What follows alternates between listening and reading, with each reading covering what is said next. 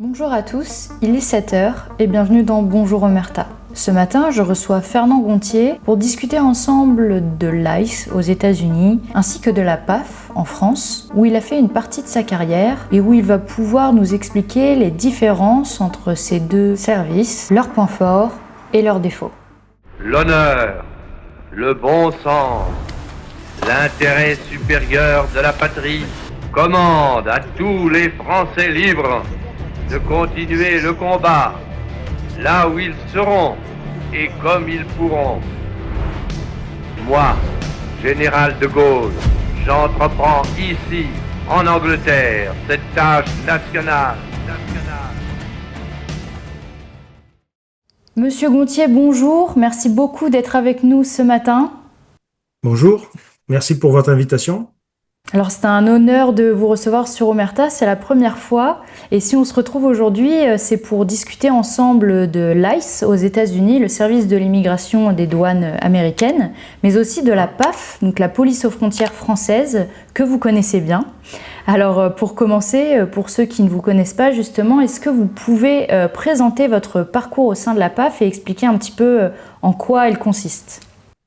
Eh bien, je suis un cas atypique parmi les commissaires de police, et puis au sein de la police aux frontières, qui est une direction spécialisée de la police nationale, à côté de la police judiciaire, de la sécurité publique, des CRS et autres. Donc, c'est une direction qui est un peu moins connue que les autres, peut-être un peu moins prestigieuse, mais en tout cas, moi, qui m'a beaucoup plu dès le départ de ma formation, et donc j'ai réalisé l'intégralité de ma carrière dans cette direction.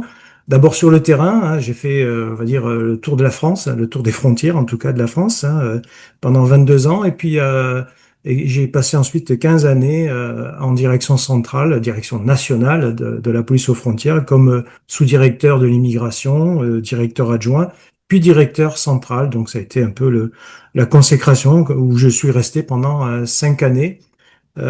Jusqu'en 2022. Donc, c'est une direction tout à fait attachante et qui m'a beaucoup plu par son caractère ouvert et puis par sa disponibilité envers les autres services. Bon, c'est une mission qui est très très intéressante. Les policiers aux frontières sont à la fois policiers, comme chacun les connaît, mais aussi des gardes frontières. Donc, on a deux casquettes garde-frontières sur les frontières nationales et les frontières européennes, mais aussi policiers avec des missions de police administrative, de police judiciaire, sur les aéroports, bien évidemment, de protection des installations des aéroports, de renseignement aussi. On est un service qui fait du renseignement aux frontières parce que c'est un peu nos origines, hein. La police aux frontières a été créée par séparation avec les renseignements généraux, donc au début des années 70. Donc voilà, c'est une direction qui est tout à fait intéressante et qui revient aujourd'hui au premier plan avec la question du contrôle des frontières et de la lutte contre l'immigration irrégulière. Et est-ce que cette expérience au sein de la PAF a façonné votre vision justement du contrôle migratoire? Et si oui, comment l'a-t-elle façonné? Ben écoutez, je crois qu'aujourd'hui, en 2026, le contrôle aux frontières n'a plus grand-chose à voir avec ce qu'il était quand j'ai intégré la police aux frontières en 1985. À l'époque, j'ai travaillé pendant 10 ans avant l'espace Schengen, et c'est vrai que ce contrôle aux frontières purement national n'était pas totalement efficace, n'était pas totalement efficace. Alors aujourd'hui, beaucoup regrettent que l'Europe nous ait absorbés, mais je crois qu'il faut, voilà, il faut avoir une vision tout à fait avant-gardiste et ouverte sur l'Europe. Je crois que notre avenir est dans l'Europe, à condition que bien évidemment, que les conditions soient réunies, ce qui n'a pas toujours été le cas, et ce qui reste encore à parfaire d'un certain nombre de points de vue, notamment la question de l'asile, la question du séjour, du retour. Voilà, ce sont des questions. Voilà, en 1985, puis la mise en œuvre des accords de Schengen, c'est une époque où il y avait beaucoup d'optimisme, je dirais même de naïveté. Donc, on a ouvert les frontières sans avoir les mesures de compensation. Alors aujourd'hui, ce que j'ai appris de mon parcours, c'est que l'immigration se traite déjà dans les pays de départ. C'est-à-dire que lorsque les étrangers en situation irrégulière arrivent à nos frontières ou sur notre territoire, c'est trop tard. Donc il faut travailler en amont dans les pays d'origine et les pays de transit, parce que c'est là aussi que ça se joue. Notre protection, ça les anglo-saxons l'ont particulièrement bien compris. D'autre part, ce sujet de l'immigration n'est pas un sujet qu'on peut affecter à un seul ministère, qui est le ministère de l'Intérieur, ou à un seul service qui est la police aux frontières. Je crois qu'on est aujourd'hui dans la nécessité d'avoir une coopération, une coordination avec tous les services de l'État, en priorité les services comme la police nationale ou la gendarmerie nationale, les douanes, les préfectures, mais il faut aussi qu'il y ait une coordination avec les autres ministères comme la justice, comme le ministère des Affaires étrangères, etc. Et cette coordination est totalement insuffisante.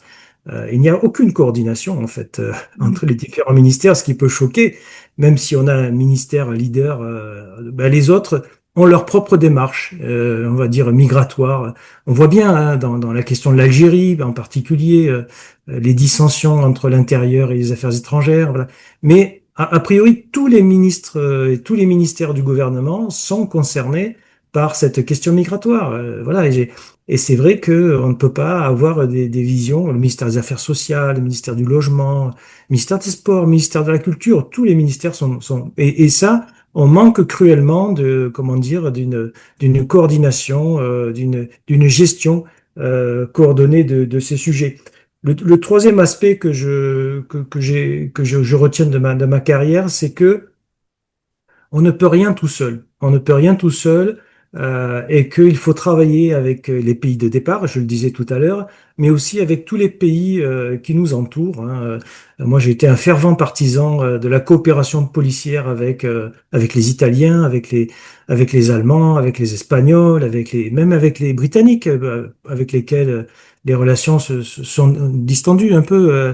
À cause de leur départ de l'Union européenne. Voilà, je suis vraiment, comment dire, profondément attaché à la coopération avec nos partenaires et avec les agences européennes, comme Frontex, comme Europol, comme Eurojust.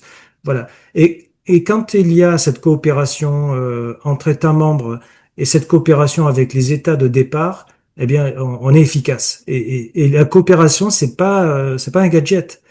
Ça fonctionne bien quand il y a des moyens, quand il y a de la confiance, quand il y a des canaux, etc. Ça fonctionne particulièrement bien. On le voit bien dans la lutte contre les filières d'immigration clandestine. Après, évidemment, avec tout ce que je vous ai dit, je suis un optimiste naturel, mais je suis tout à fait réaliste, et notamment sur les insuffisances de l'Union européenne. Je crois que l'Union européenne ne se protège pas assez et donc, il y a une grande menace migratoire sur notre continent, enfin sur notre espace. Si on veut conserver un espace de libre circulation, il faut avoir plus de sécurité. Plus de sécurité, c'est davantage d'harmonisation entre les législations nationales. Tout n'est pas européen. Tout n'est pas européen. On fait croire aux Français que tout vient de l'Europe. Oui, pour partie, mais pour partie, non. C'est un sujet qui est totalement partagé. Il y a des compétences nationales. Voilà, la question de l'asile, par exemple, c'est une question purement nationale. La question du séjour est une question purement nationale. Alors, on a harmonisé et on a aujourd'hui un corpus juridique pour l'entrée dans l'Union européenne, qui est le code frontière Schengen. On a harmonisé aussi toutes les règles relatives aux visas, qui sont des visas européens, qui ne sont pas des visas nationaux. En revanche, voilà, ces questions, voilà, ce partage, à mon avis, on est un peu au milieu du gué, c'est-à-dire qu'on n'a pas, pour des raisons sans doute de souveraineté, mais ça se retourne contre nous.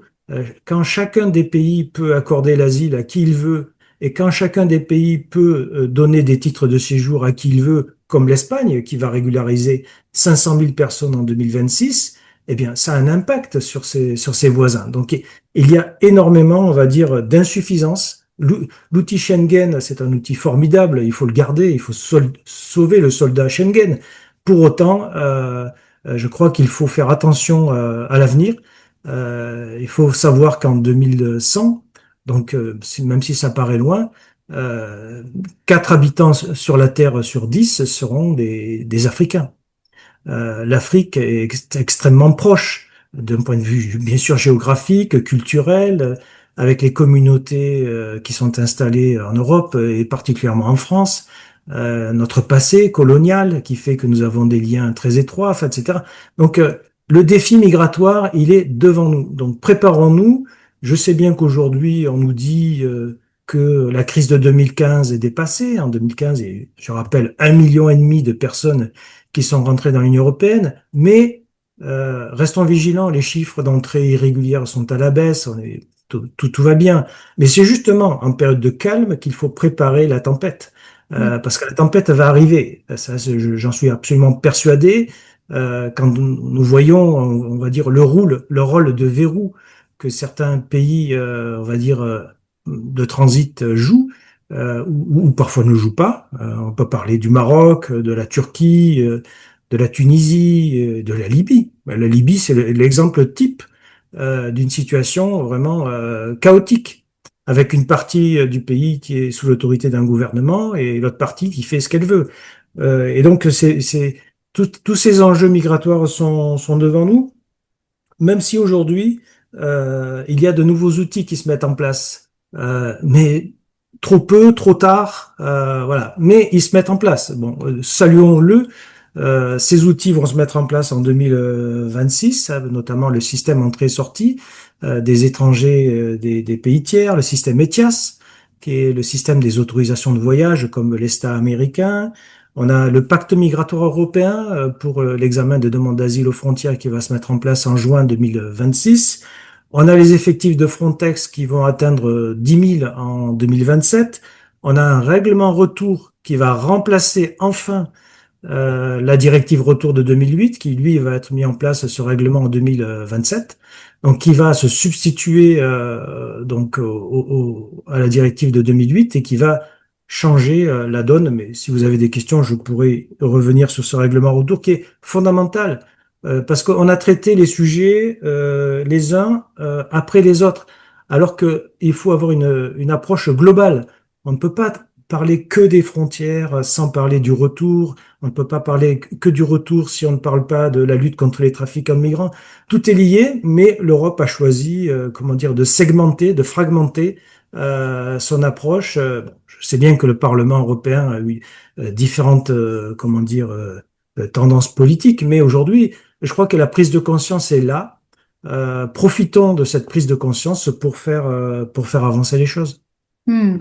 On entend en ce moment beaucoup parler des actions de l'ICE aux États-Unis, qui est parfois perçue comme une agence extrêmement puissante, qui abuserait de son pouvoir aussi pour semer la terreur. Est-ce que ça, c'est un fantasme médiatique ou est-ce que c'est une réalité institutionnelle aux États-Unis? Et est-ce que aussi vous pouvez nous présenter les différences entre la PAF et l'ICE en matière d'action justement? Alors c'est vrai que bon, comme tout un chacun, nous avons vu les images, on va dire, relatives aux accidents, enfin au décès de ces deux personnes, aux dérives éventuelles constatées. Bon, euh, moi, ce sont moi, je ne connais pas le fond de l'histoire, mais en tout cas, ces deux affaires, enfin pour les plus graves, hein, puisqu'il y a certainement d'autres affaires qui sont moins connues de violence, par exemple, ce sont des affaires qui m'ont profondément choqué. Je crois qu'aujourd'hui, bon, même si j'ai eu l'occasion par le passé de connaître les gens d'ICE et du CBP, hein, du contrôle aux frontières, moi je suis choqué par ces images.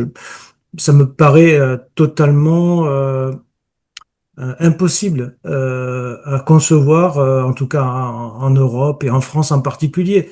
Je pense que nous, comme je vous l'ai dit au début de notre entretien, nous avons une formation de policiers qui est longue, hein, qui est beaucoup plus longue que ICE, hein, qui a une formation, semble-t-il, de 5 mois, qui viennent d'être raccourcies en plus pour pouvoir accélérer le déploiement sur le terrain. Donc nous avons une formation au minimum pour un gardien de la paix qui est de 12 mois jusqu'à 2 ans pour un commissaire de police. Donc, comment dire, nous avons une formation généraliste en plus.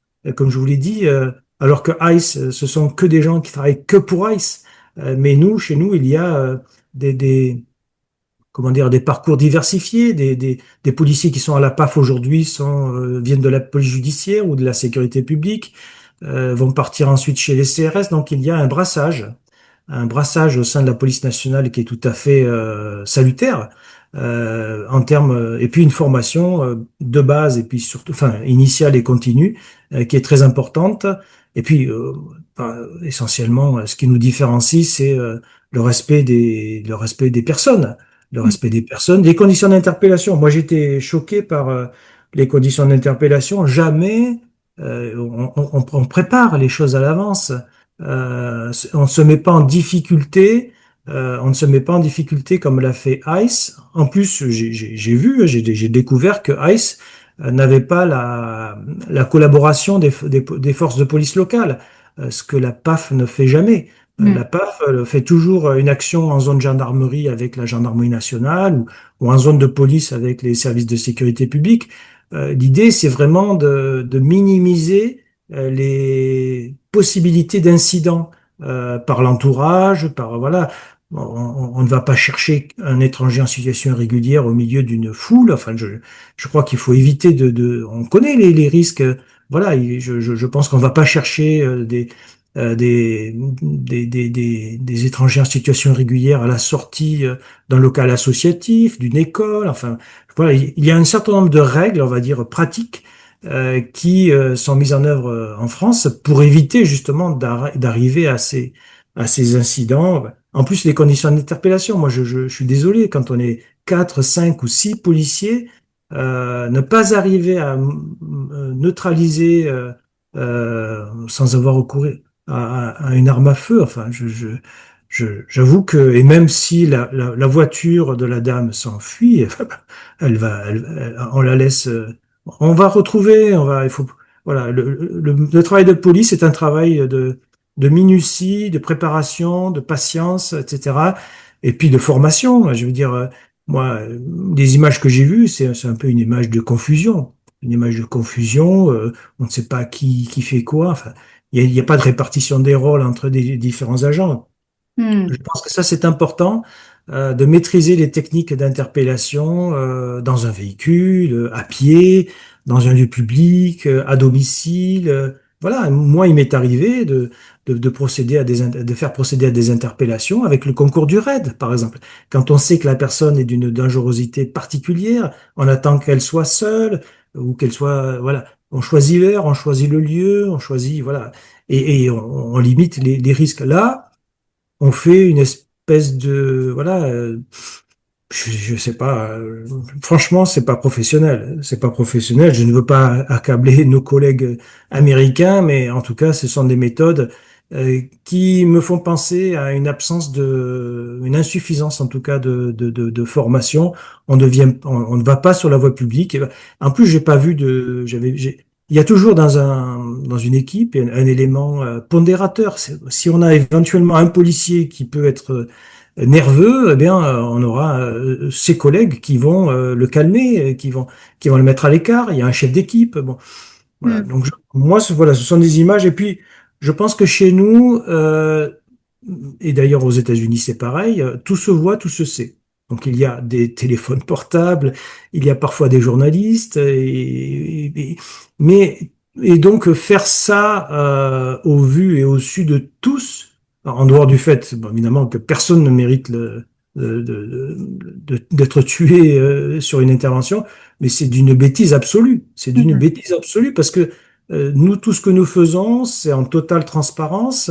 Et nous avons, je ne sais pas si c'est le cas aux États-Unis, mais en France, nous avons des organes de contrôle qui sont extrêmement stricts. Moi, j'ai dans ma carrière quelques cas de dérive personnelle, individuelle, mais en tout cas pas de dérive collective. Nous avons des organes nous avons des contre-pouvoirs que sont les magistrats judiciaires, administratifs. Nous avons le contrôleur général des lieux de privation de liberté, nous avons le défenseur des droits, nous avons les associations qui sont présentes au centre de rétention, Nous avons des élus, des parlementaires qui peuvent visiter nos locaux. Nous avons l'autorité du préfet, bah, qui est l'autorité de l'État en soi. Nous avons l'inspection générale de la police nationale, nous avons la hiérarchie. Donc, je veux dire, aujourd'hui, les syndicats de police aussi sont des, comment dire, sont en veille sur ces sujets. Mais en tout cas, voilà, moi, mon ressenti, c'est que nous n'avons pas, en tout cas en termes de méthode, bon, les objectifs sont les mêmes, évidemment, lutter contre l'immigration irrégulière, mais en tout cas en termes de méthode, nous n'avons rien à voir avec ce que nous avons vu dans les images qui ont été rapportées partout. Euh, Hmm. Beaucoup de choses nous différencient. Je vous ai dit, nous avons une formation de généraliste au départ. Nous travaillons avec les polices locales, avec les services locaux. Nous n'intervenons jamais sans avoir recueilli un maximum d'informations. Nous essayons de faire plutôt du ciblage. L'idée de chaluter, de faire, entre guillemets, ce que certains appellent des rafles, c'est inacceptable. C'est inacceptable. On ne fait pas de rafles en France. Ça n'a pas de sens. Ça n'a pas de sens. Et ce qu'on a toujours préféré à la police aux frontières, quand on a identifié quelqu'un qui est en situation irrégulière ou plusieurs personnes, c'est de faire, comme je vous le disais, du ciblage, du criblage. On se renseigne à l'avance, on prépare un dossier et on essaye d'interpeller dans les meilleures conditions possibles, et tout en respectant, bien évidemment, le droit des personnes, le droit, ben, bien évidemment, d'une interpellation la plus simple. Si on peut ne pas menotter, c'est mieux. Si on peut ne pas, voilà, utiliser la force, parce qu'il y a aussi des refus, une forme de résistance des migrants. Hein. Beaucoup ne veulent pas se laisser interpeller, beaucoup s'échappent par les fenêtres,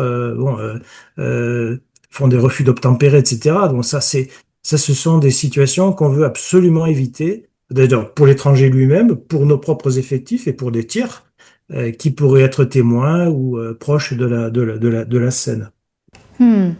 Bah, le temps file malheureusement, Monsieur Gontier. Une dernière petite question pour terminer cet entretien rapidement.